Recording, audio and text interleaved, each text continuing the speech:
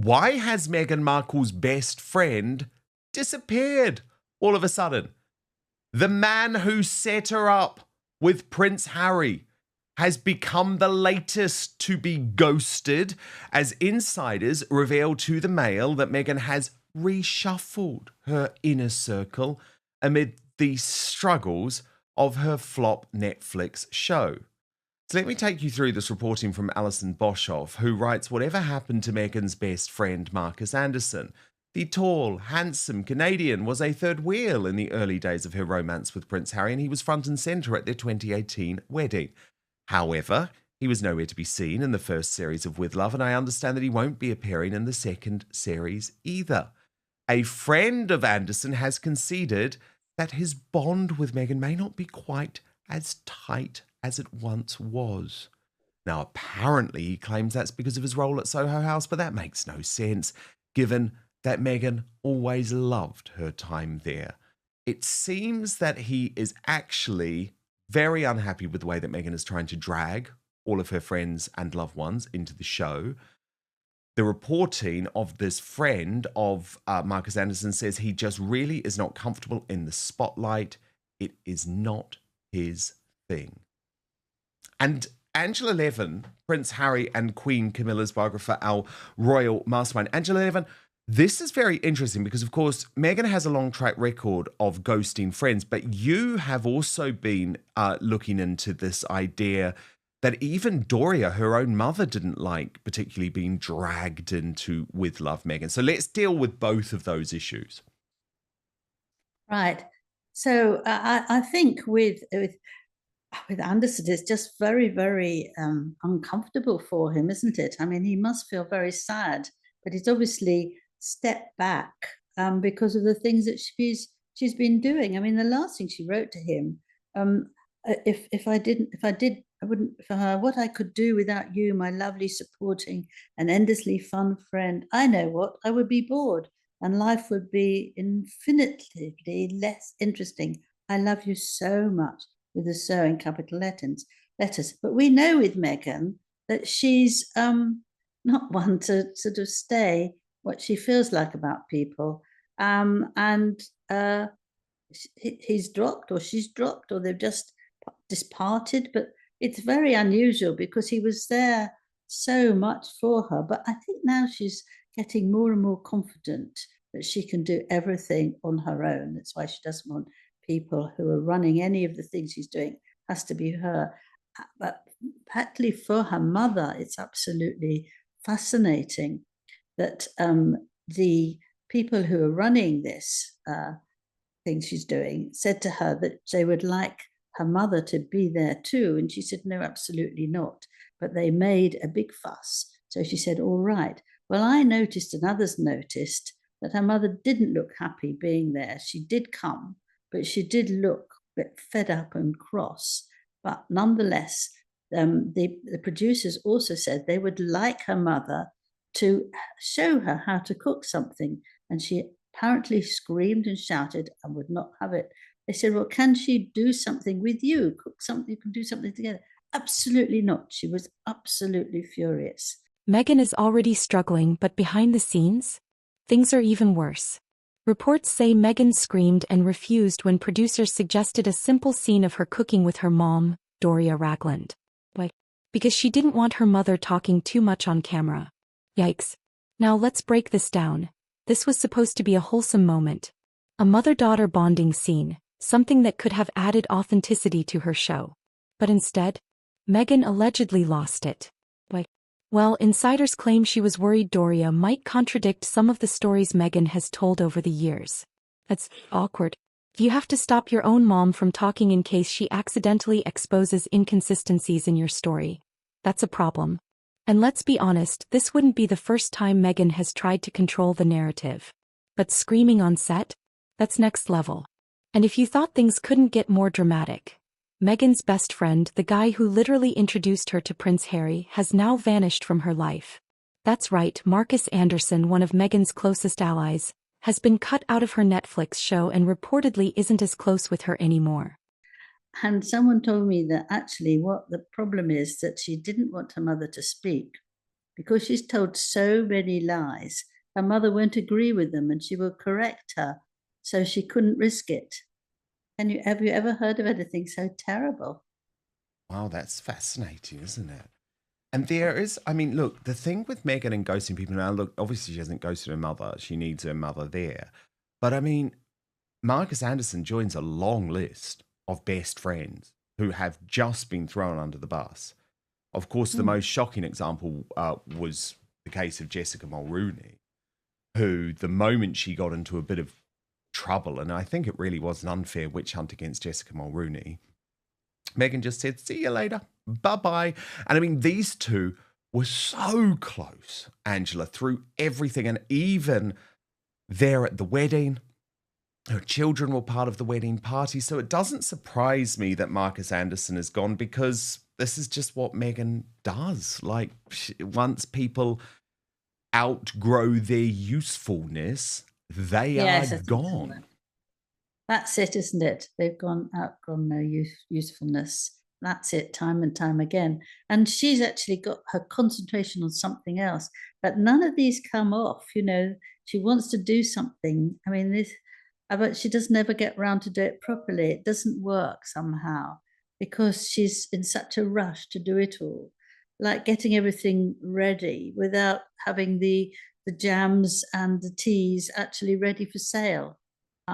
If you want to do something like that, you make sure before you even get going that everything's there, that people can buy them as soon as possible, because they think, oh, that looks lovely, and try and get it. But no, with Meghan, you know, she's rushing before she can walk.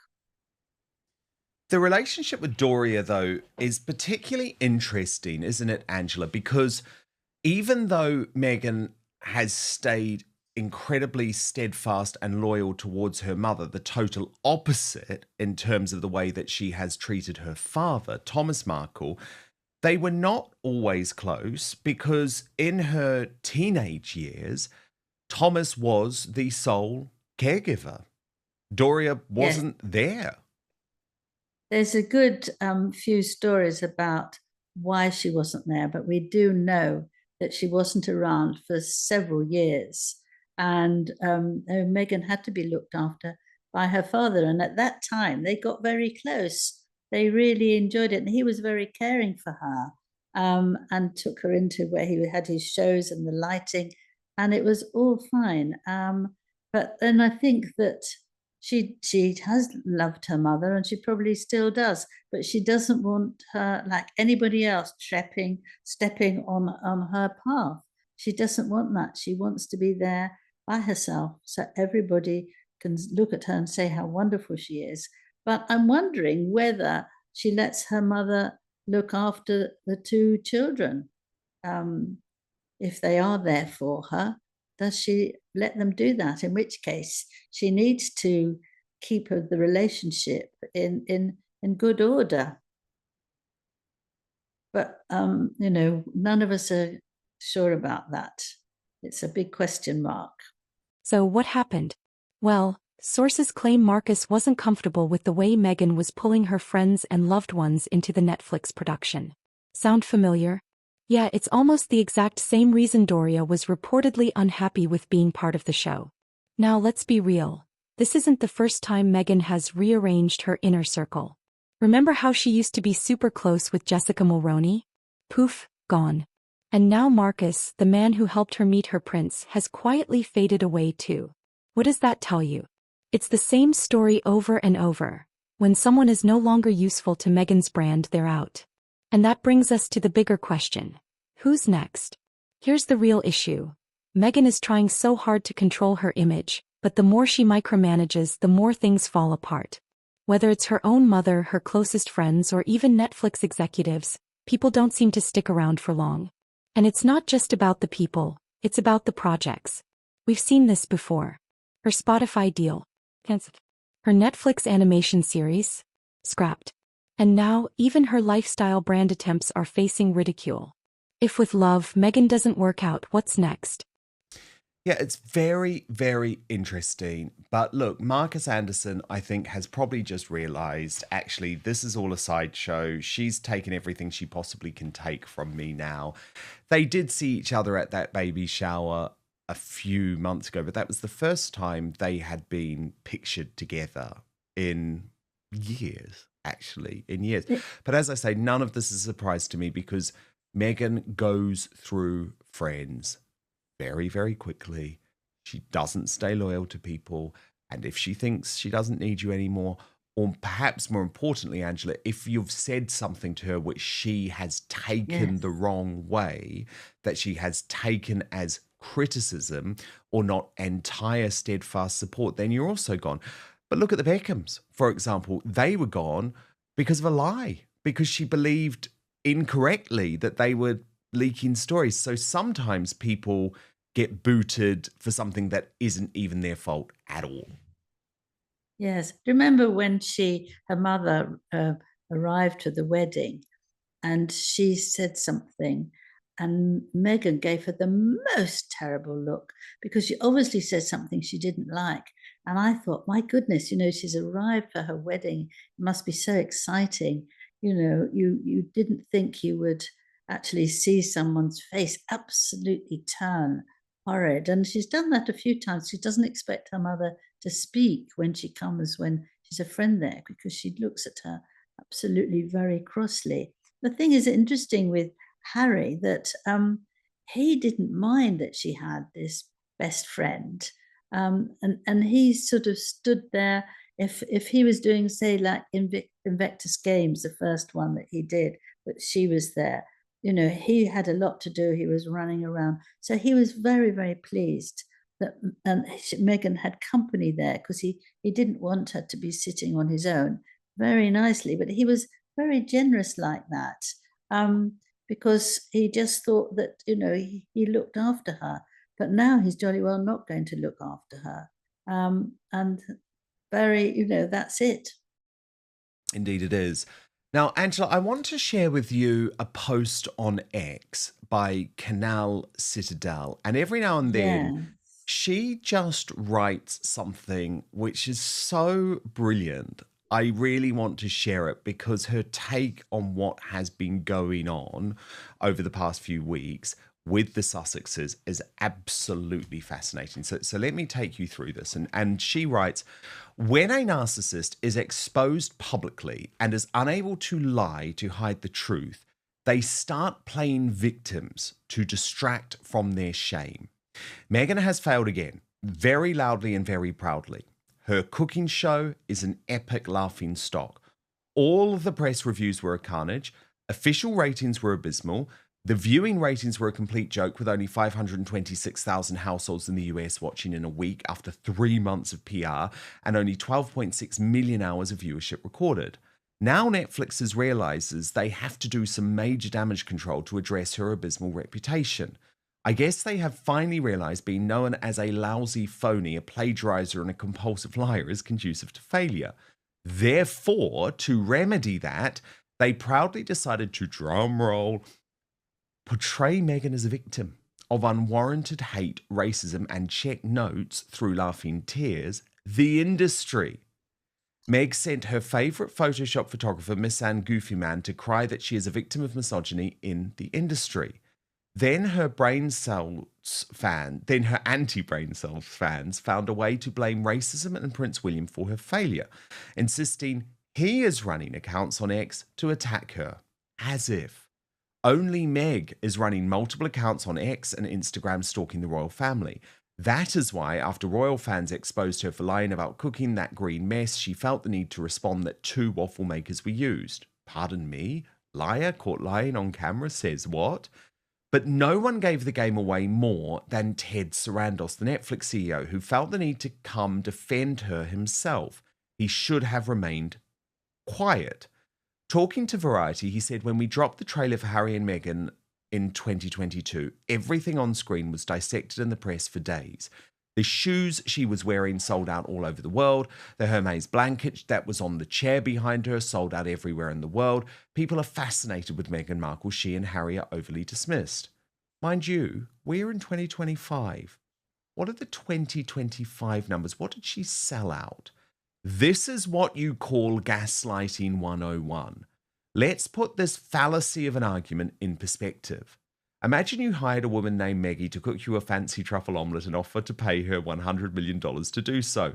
Maggie shows up, talking a big game, but when it is time to cook you that truffle omelette, she fails to do so. So you asked her to cook you any other omelette. She again fails to do so. So you ask her to cook anything she likes. Still, she fails to cook.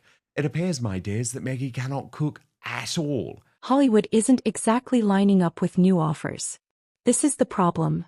If your own team, your own mother, and your own best friends are distancing themselves, what does that say about you?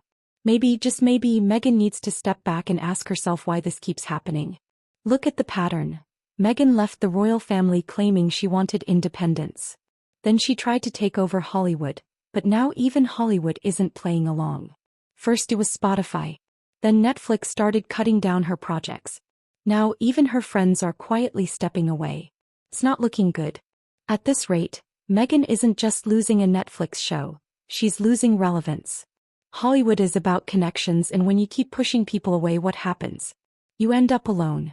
Now the whole world is laughing at you for being the numpty who offered to pay that amount of money in the first place for a truffle omelette, and the idiot who hired someone who can't even cook.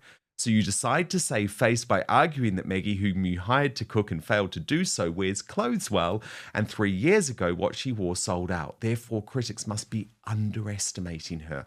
That is exactly what Ted Sarandos did there, an argument without logic. Why didn't he simply say she produced a great show and I am proud of it? Because she did not, and he is not. Why didn't he say I will renew her contract because I am proud of the numbers she has done so far? Because she has done zilch to be proud of, and he is still unsure how it will go. You know, things are dire when the CEO has to come out and start giving illogical arguments instead of simply using the numbers at hand. Unfortunately for them, it is too late. People have seen the real Meghan, and her reputation is toast. So when Meg says she likes to hit the ground running, the reality is that Meg just takes a big uncoordinated jump free fall and just hit the ground in a loud thud. Then instead of taking accountability for being ill-prepared, she cries victim that the ground is racist and hit her out of jealousy and misogyny. Angela, It's brilliant, I thought isn't that it? was such an incredible summation. It's brilliant. I mean, I love that the last bit, you know, she wouldn't, instead of taking accountability for being ill prepared, she cries victim that the ground is racist. And I think that's what she does. And that she's seen, you know, people can see that now. And she won't change. I can't imagine it will change. Very clever way of analysing her. Angela, can we please talk about People magazine and its cover this week, which is on Catherine, the Princess of Wales, who, of course, they continue to call Kate. Now, People in recent months has been massively aligned to Harry and Meghan, so this is quite interesting that they have gone the other way. And the focus of this article is on the fact that they say Kate, that's their words, and Prince William are happy for people to see them be touchy-feely. And they say the Prince and Princess of Wales appeared more in sync than ever, including sharing affectionate acts they usually refrain from displaying in public. Do you think that's true, Angela, or is this People magazine grasping at straws for an angle?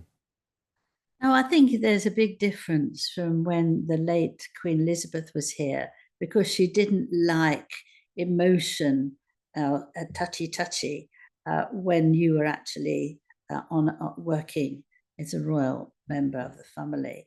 And I think that wasn't going to happen at all. She didn't like anybody to feel like that, hold hands, stroke each other the back or anything like that. But actually, when she passed, I think a lot of people feel that they can be closer to each other.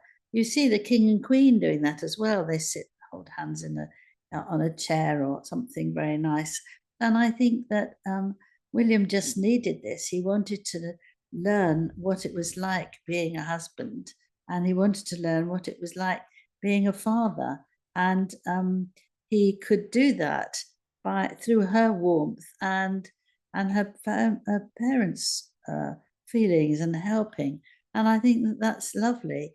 The fact that they can walk with their hand behind each other's back, I don't think there's anything wrong with that. I was a bit surprised when they when Catherine talked about how she felt with the cancer, and they were rolling down and kissing and all that. I thought that was quite surprising. But I think, my goodness, after she's had such a terrible time, it's perfectly all right, because if that's what they feel to do, they can do that, because they've stayed close. That's it. They've stayed close through this nightmare time, and they've done it particularly well.